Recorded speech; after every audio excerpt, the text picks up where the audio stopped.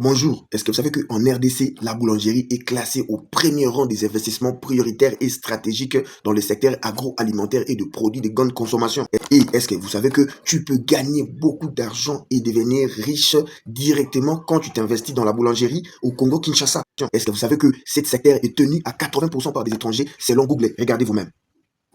Donc nalo banga na mukuse 80% lipo toliaka na RDC business yango esimbami nango na bapaya pendant que biso toza kosambrie na ba musique na ba loisir ezanga tina kofinga na ba internet. Après ces découvertes, je fais un petit tour pour voir dans nos pays voisins qu'est-ce qui se passe dans ce domaine de fabrication de pain et le résultat est... Au Burundi, la fabrication et la commercialisation du pain et des produits de boulangerie sont majoritairement détenus par des entrepreneurs nationaux burundais, qu'il s'agisse de grandes unités de production et la plupart des boulangeries urbaines ou de petites et moyennes commerces de quartier. Je vous rappelle que ça c'est la première partie et il y a une deuxième partie où je parle du budget de matériel acheté pour débuter en boulangerie au Congo-Kinshasa et vous pouvez me le faire avec un petit budget. Et dans la deuxième partie de cette vidéo sur la boulangerie, vous aurez tous les détails et même le prix du matériel et vous pouvez l'acheter directement chez nous au Congo. Et je donnerai tous les détails qu'il vous faut. La deuxième partie de cette vidéo est toujours dans cette chaîne YouTube et Facebook. En Tanzanie, la fabrication et la vente de pain à petite échelle sont majoritairement détenues par les nationaux.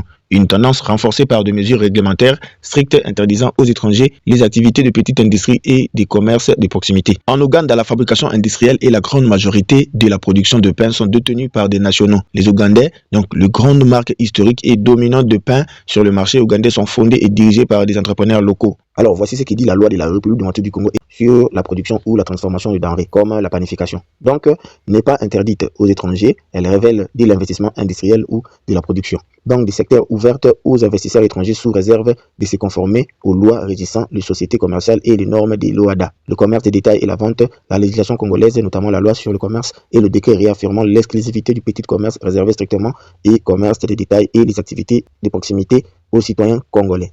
Voilà, vous avez quand même compris ce qui dit notre loi, donc par rapport aux pays voisins. Donc notre loi n'interdit pas aux étrangers de fabriquer du pain. Donc les premiers messages qu'on a quand na yo. Tout étranger va contrôler 80% de biso peto sala pour toujours bon. Pour compétition, c'est du business. Bango pe bazo bimisa énergie na bango na mbongo na bango. Et nous, le nôtre de yibite so YouTube mais bango wapi. Na ba loisir to na ni. Comment to tika biso ba congolais ba domaine ya mbongo ya cash et belé boyi na maboko kaya ba paya. Et puis il y a 80% sur sali ba recherche de précision. Et chaque jour, et biso to zawana to miluki la tu place to bandati. En tout cas, ndeko na ngai papa mama congolais zo la ndanga. So zo le ba domaine ya ko investir na mboko na biso pour gagner mbongo directement. Je pense que la boulangerie et koki kozala domaine ko changer vie na yo. Na konzemba naloli nakolela motema nanga ekolela motema pasi susi na motema ekomi kolianga nzoto nyonso nayebi te nakolanda yo mpo na trouve yo wapi naluki busole mpo na retrouve esika yokenda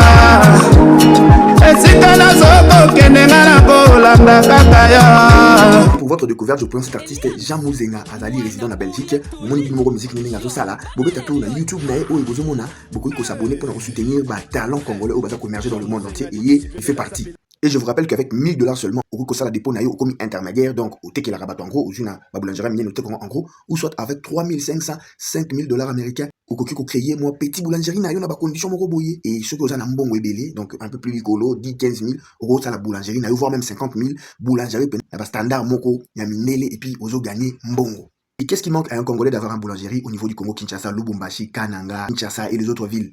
Il y a rien, courant. Tozanango même si vous dérangez mes alliés et aussi la coûte même gaz.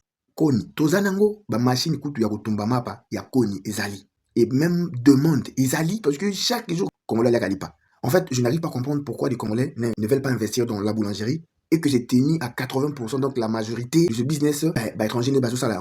C'est pas qu'on n'est pas contre les étrangers, c'est juste qu'on est un peu fainéant. Voilà, même on est un peu fainéant, ou soit manque de vision, ou soit comprendre comment ça fonctionne. On manque rien pour avoir de boulangerie au Congo et tenu par des Congolais. En termes, il y a opportunité, tous en a besoin de candidater, permis, ou ceux qui permis de travail, ou ceux qui visa de travail, non. Tous en a besoin d'un capital, na yo, bimisi mikando et singi, au sali boulangerie na yo. Et en même temps aussi, et là qu'on a remarqué à travers de la recherche fait, biso ba congolais, on est très pressé à gagner de l'argent là, maintenant direct. On n'est pas patient dans certains business et il y a certains investissements, ça demande que tu puisses donner le temps donc d'entreprendre et avec le temps de maîtriser toute la structure et les fonctionnements.